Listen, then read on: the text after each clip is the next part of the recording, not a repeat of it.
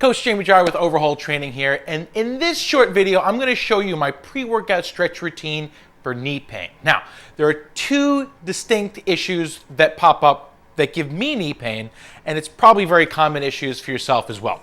All right, issue number one is that the quad is pretty darn tight and the hamstring is kind of weak. So what that ends up happening is it causes this compressive force in the knee when I go ahead and bend. So like if you feel some pain behind the kneecap when you either do squats or lunges, this can help relieve that. And I know it's helped me big time. All right, so first things first. Ready? Here we go. We're going to foam roll the quads.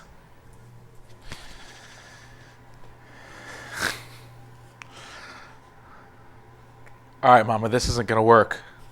I love you. I love you. Yes, I do. All right, so in order to foam roll your quads, the first thing you need to do is give the puppy some love and then tell her, okay, Mama, come on, time to go. Let's go. Up, up. All right, here we go. Foam rolling the quads. I put the opposite leg out to the side a little bit, so I'm supporting with the opposite foot, my hands to take the weight. And I'm just going from just above the knee. I don't actually want to go over the kneecap, the patella.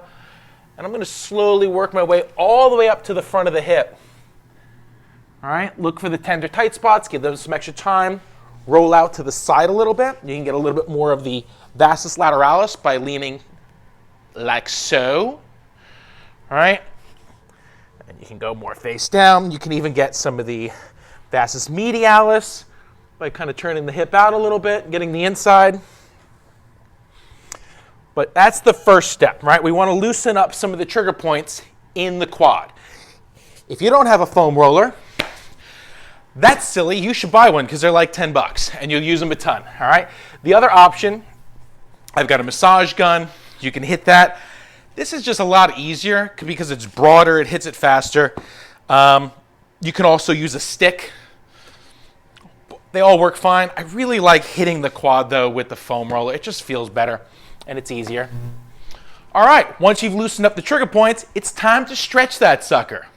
Okay, next up, I'm gonna give you a couple of different stretching options for the quadricep. Now, if you've got sensitive knees and either kneeling on it hurts or bending it too much hurts, I've got some options for you at the end, all right? First thing though, ideally, if you can, I like to do a PNF quad stretch before my training session, right? This is all pre-training session, not after. So I try to avoid a lot of static stretching before my workout because I don't want to like put everything to sleep. I want to get some good length, but I also want to keep the nervous system and the muscles engaged and wake them up before I lift. So my issue's on the left quad.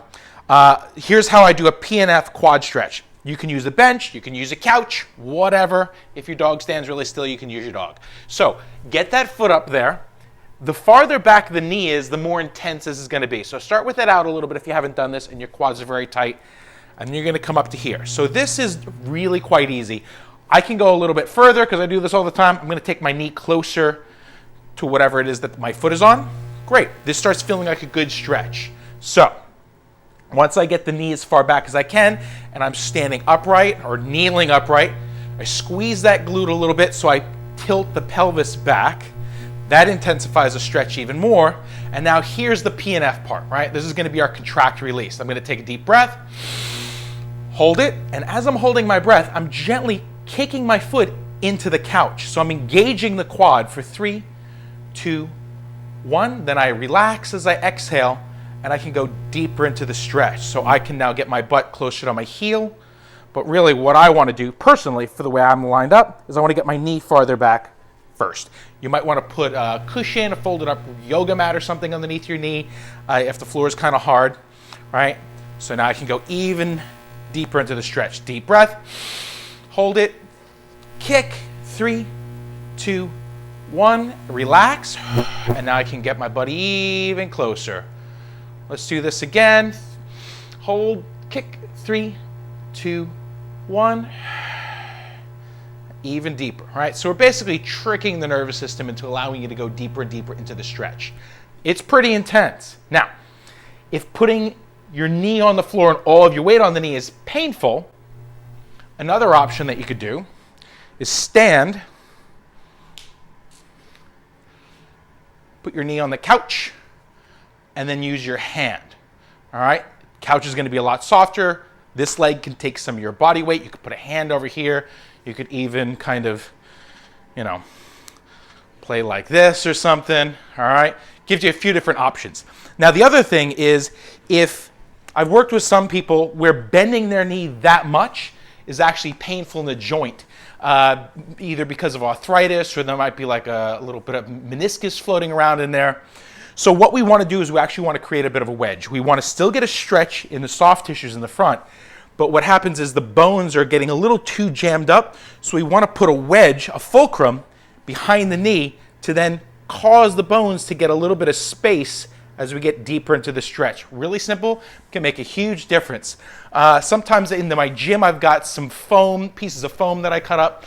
Let's see, what could you use? I've got a peanut. This is 2 tennis balls. I got a little pillow. Let's use a little pillow, all right? Let's put the pillow back there. Bend the knee. And then pull it up that way. And you could shove the pillow down there a little bit more. Basically, you just need something that's going to create a little bit of space. Heck, I got my slippers over there. I could drop a slipper. Let's try that. I could even drop a slipper down. See what this feels like. Again, you just need a little bit of a fulcrum there to create some space in the joint. There you go. Just like that. All right? So that's how we are going to now stretch your quadricep. And those are the 2 big steps for getting that type of compressive knee pain addressed before I work out. Let's move on to the next issue. Okay, issue number 2 that I like to address before every training session is the fibular head. Now, this, I don't know that this is as common because I haven't had as many clients where I needed to deal with this. But I know for myself, when it's out of alignment, God, it fucking hurts. It really affects the way I train. And it's amazing how much of a difference can occur within minutes or an hour of actually having one of my people that I see, or chiropractor, or manual therapist, PT, just kind of like manipulate it to get it back in place. So I've watched to see what they do, and I've just taken some of the basics, and good God, my knees feel great. Mostly because I'm literally doing this every day before I train, 5-6 days a week for the past 4 or 5 months. And my knees are fantastic. All right, here's what's going on. Ready? So the main issue is that when your knee bends, right, when you get down into a squat or a lunge, you need the fibula, right? So your lower leg is the tibia and the fibula. As the knee bends, you actually need them to kind of, the fibula head to slide forward and get out of the way, because this is where the femur is bending down, right? So it needs to slide. Now, what sometimes happens, because I've got some gunk in my ankle and my foot that also affect this, because, right, they both come down to the ankle. And I'll cover that stuff in a later video. So what I need to do is get that sucker forward. Now, a lot of the muscles in my lower leg can get kind of jacked up and tight, and I'm just going to simply show you what I do. So you can stick it, but I haven't been sticking it because I got these great massagers. A lot of you have probably seen some of the videos I've done with the Pure Wave. Lately, I've been playing with this Every Fun self-massager. They sent this to me a couple weeks ago, and I'm going to be doing a review on the 2 of them soon. So I'll just show you what I've been doing with this sucker lately. All right, no matter which one you're using, same concepts. All right, so first things first, we want to look for any tight muscles in the lower leg. A lot of tension over here and some down in the calf. What I like about this Every Fun is the hard foam bit that it's got. Otherwise, you can still use like the hard kind of angled one. That works too. But I like the sucker, kind of just get down, crank it up, get into the tight stuff on the outside of the leg. Woo, right? Kind of play with it. I won't make you suffer through watching me do the entire thing for a couple of minutes, but I basically just look for any tight, tender spots. I'll also hit the gastrocs and the soleus. Oh, right in there. It makes such a big difference as far as freeing it up. Now, the soleus is going to affect the ankle a little bit more, but when I get up here into the gastrocs go across, affect the ankle and the knee. So we want to free that up. Like, I got some good trigger points in there that helps to free them up so I can get a little bit more freedom in the knee joint, okay? Now, here's the next trick. And this one is something that my chiropractor does a lot when I've got this issue, is he gets a little clicker and puts a little bit of motion in the back of my fibular head and it just kind of vibrates the mechanoreceptors in the joint to help reset it. I'm just going to leave it at that, right? Because I don't know that I can explain it that much better. Well, I could, but it was going to take too long. It's going to be boring as heck. So let's not bother. Let's just say, like, you need to just reset the things so your body's sense of where it is in space, reset it so it kind of readjusts the joint capsule itself.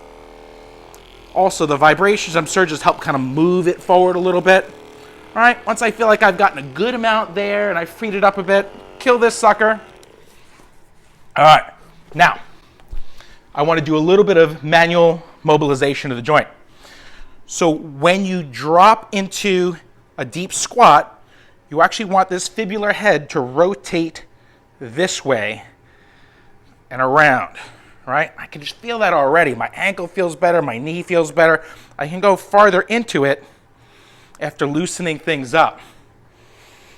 I'm not cranking a lot, but just enough to kind of shove that fibula head forward as I drop down. And I want to see my knee pretty much going over my second toe there. Hang out there a little bit, wiggle around, look for the tight spots, and just guide it. Show where we need it to go.